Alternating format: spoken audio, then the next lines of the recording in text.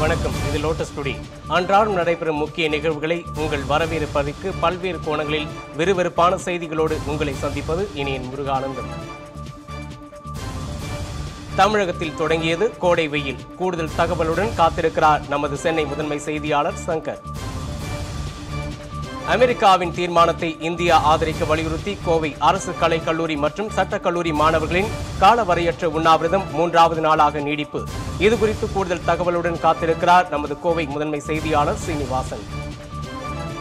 இலங்கை தமிழர்களுக்கு ஆதரவாக மாணவர்கள் போராட்டம் தீவிரம். சிறப்பு பேட்டியுடன் காத்திருக்கிறார் நெல்லை முதன்மை செய்தியாளர் சுடலைக்குமார். இது தவிர மேலும் பல இன்றைய முக்கிய நிகழ்வுகளுக்கு தொடர்ந்து இணைந்திருங்கள். இது லோட்டஸ் நியூஸின் லோட்டஸ் டுடே.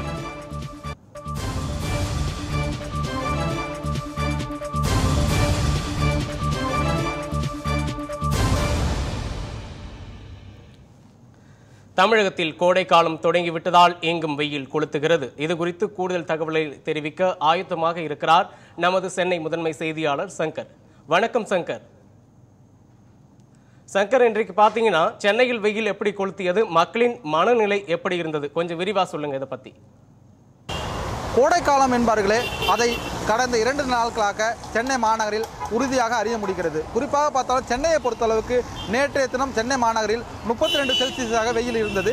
அதே அளவிற்கு இன்றைய தினமும் வெயில் சென்னையில் காணப்படுகிறது. இந்த வெயிலானது, கோடைக்கால வெயிலானது தற்போது முன்கூட்டியே இந்த ஆண்டு தொடங்கியதாகவே சென்னை வானிலை ஆய்வு மையம் தெரிவிக்கிறது. இந்த வெயிலை கண்டு சென்னையில் வசிக்கக்கூடிய மக்கள் பெரும் அச்சத்துக்கு ஆளாகி இருக்கிறார்கள். கடந்த ஆண்டை பொறுத்தளவுக்கு வெயிலானது தாமதமாக தொடங்கினாலும் கூட இந்த ஆண்டு முன்கூட்டியே தொடங்கியிருப்பதன் காரணமாக இந்த வெயிலை எவ்வாறு சமாளிக்கப் போகிறோம், இந்த கோடை காலத்தை எவ்வாறு மீட்டெடுப்பது என்ற அச்சத்தில் சென்னைவாசி மக்கள் இருக்கிறார்கள். தினந்தோறும் இருசக்கர வாகனங்கள் செல்லக்கூடிய மக்கள் பெரும் அவதிக்கு உள்ளாகிறார்கள். இந்த வெயிலினுடைய தாக்கத்தின் களைப்பாக இருக்கக்கூடிய வகையில் இளநீர், தர்பூசணி போன்ற பழங்களை அவர்கள் அறிந்து வருவதை நாம் காண முடிகிறது. இந்த வெயில் காலத்தை எவ்வாறு கழிப்பது என்பதற்காக முன்கூட்டியே அவர்கள் ஆயத்த பணிகள் இறங்கி வருகிறார்கள். சென்னை பொறுத்தளவுக்கு இந்த வெயிலின் தாக்கம் இந்த ஆண்டு அதிகமாகவே இருக்கும் என்று சென்னை வானிலை ஆய்வு மையம் தெரிவிக்கிறது.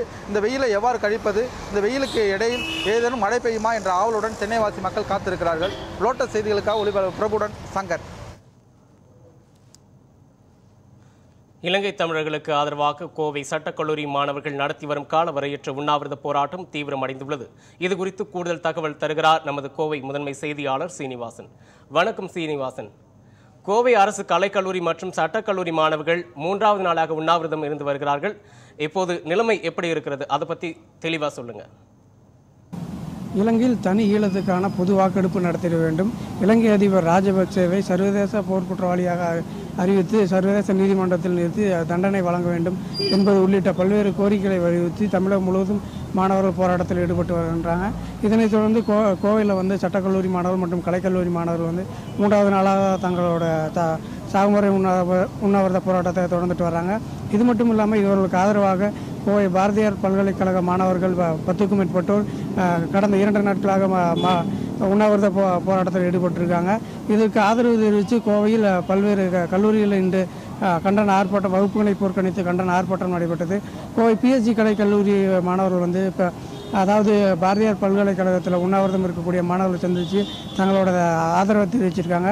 இது மட்டும் இல்லாமல் அதாவது கோவை நவேந்தியா பகுதியில் உள்ள இந்துஸ்தான் கலை அறிவியல் கல்லூரி மாணவர்கள் சுமார் 50க்கும் மேற்பட்டோர் இன்று வகுப்பை புறக்கணித்து இலங்கை அதிபர்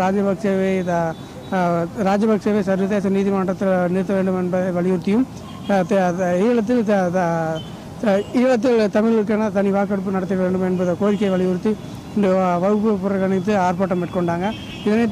இந்நிலையில் கோவை சட்டக்கல்லூரி மாணவர்கள் இன்று மாலை 3 மணி அளவில் கோவை விளமேடு விமான நிலையம் பகுதியில் உள்ள விமான நிலையத்துக்கு சென்று அவங்களுடைய போராட்டத்தை தொடர்ந்தாங்க. இதற்கிடையே அதாவது கோவை விமான நிலையத்துக்குள் சென்ற மாணவர்களுக்கும் அங்கிருந்த பாதுகாப்பட இருக்கக்கூடிய லேசான மோதல் ஏற்படுத்தி இதனைத் தொடர்ந்து அங்கு வந்த மாணவர்கள் போராட்டத்தில் ஈடுபட்ட 26 பேரை கைது செஞ்சு பின்னர் விடுவிச்சிருக்காங்க.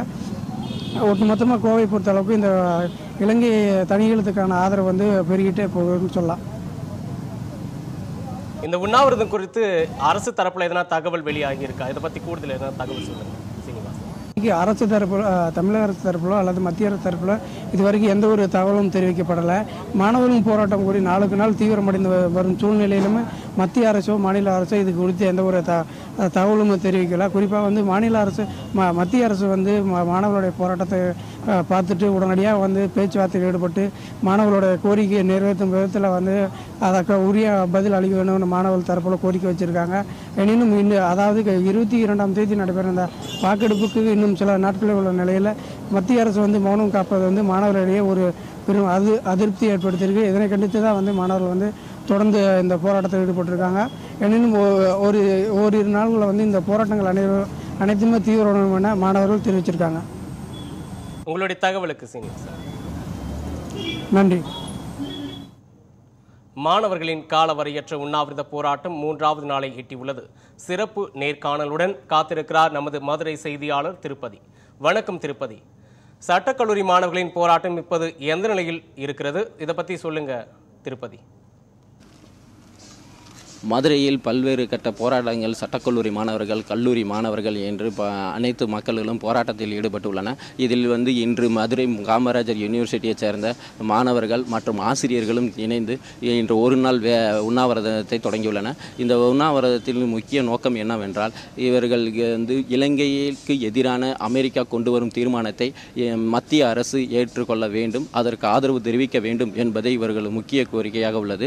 இது மட்டும் இல்லாமல் மதுரையில் சட்டக்கல்லூரி மாணவர்கள் 3 பேர் வந்து தொடர் உண்ணாவிரதம், அதாவது காலை வரையற்ற உண்ணாவிரதத்தை தொடங்கியுள்ளனர். இவர்களுக்கு கோரிக்கையும் மத்திய அரசு வந்து இலங்கைக்கு எதிராக கொண்டு வரும் அமெரிக்கா கொண்டு வரும் தீர்மானத்தை வந்து முழுமையாக ஏற்றுக்கொள்ள வேண்டும், ஆதரவு தர வேண்டும் என்று கூறியுள்ளனர். அது மட்டும் இல்லாமல் ராஜபக்சேவை வந்து போர் குற்றவாளியாக அறிவிக்க வேண்டும் என்பதை இவர்களுடைய கோரிக்கையாக உள்ளது. அதுபோக தொடர்ந்து சட்டக்கல்லூரி மாணவர்கள் இன்று ரயில் மறியலிலும் ஈடுபட்டுள்ளனர். இதில் 11க்கும் மேற்பட்டவர்கள் வந்து கைது செய்யப்பட்டுள்ளனர். இது மட்டும் இல்லாமல் வழக்கறிஞர்கள், தமிழ் தொண்டு ஆர்வலர்கள் என்று அனைவருமே வந்து மதுரையில் தொடர்ச்சியாக போராட்டங்கள் நடத்தி கொண்டு வருகின்றனர். லோட்டஸ் செய்திகளுக்காக ஒளிப்பதிவாளர் சண்முக பிரகாஷுடன் திருப்பதி. சேலம் சட்டக்கல்லூரி மாணவர்களின் சாலை மறியலில் ஈடுபட்டனர். இது குறித்து சேலம் செய்தியாளர் ரத்னகுமாருடன் கேட்போம். வணக்கம் ரத்னகுமார். சட்டக்கல்லூரி மாணவர்களின் சாலை மறியலில் ஈடுபட்டனர். இது குறித்து கூடுதல் தகவல் சொல்லுங்க. இலங்கைக்கு எதிராக அமெரிக்கா கொண்டு வந்துள்ள தீர்மானத்தை இந்தியா ஆதரிக்க வேண்டும், இலங்கை அதிபர் ராஜபக்சேவை சர்வதேச போர் குற்றவாளியாக அறிவிக்க வேண்டும், மேலும் இலங்கையில் வாழும் தமிழர்களுக்கு உரிய பாதுகாப்பை வழங்க வேண்டும் என்ற கோரிக்கைகளை வலியுறுத்தி சேலம் சட்டக்கல்லூரி மாணவர்கள் இன்று வகுப்புகளை புறக்கணித்து சாலை மறியல் போராட்டத்தில் ஈடுபட்டனர். நாளையும் இவர்கள் வகுப்பு புறக்கணிப்பு போராட்டத்தில் ஈடுபட உள்ளதாக தெரிவித்துள்ளனர். அதனைத் தொடர்ந்து காலவரையற்ற உண்ணாவிரத போராட்டத்திலும் ஈடுபட உள்ளதாக இவர்கள் தெரிவித்துள்ளனர். ஐநாவில் அமெரிக்கா கொண்டு வரும் தீர்மானத்தை இந்தியா ஆதரிக்க வேண்டும் என்பதை வலியுறுத்தி மாணவர்களின் போராட்டம் விஸ்வரூபம் எடுத்துள்ளது என்பதற்கு இதுவும் ஒரு எடுத்துக்காட்டு. லோட்டஸ் செய்திகளுக்காக ஒளிப்பதிவாளர் ரமேஷுடன் எஸ் ரத்னகுமார். செய்திகளை உடனுக்குடன் தெரிந்து கொள்ள லோட்டஸ் நியூஸின் www.lotusnews.tv என்ற இணையதளத்தை லாகின் செய்யுங்கள். ஒரு சிறிய இடைவேளைக்கு பிறகு லோட்டஸ் டுடே தொடரும்.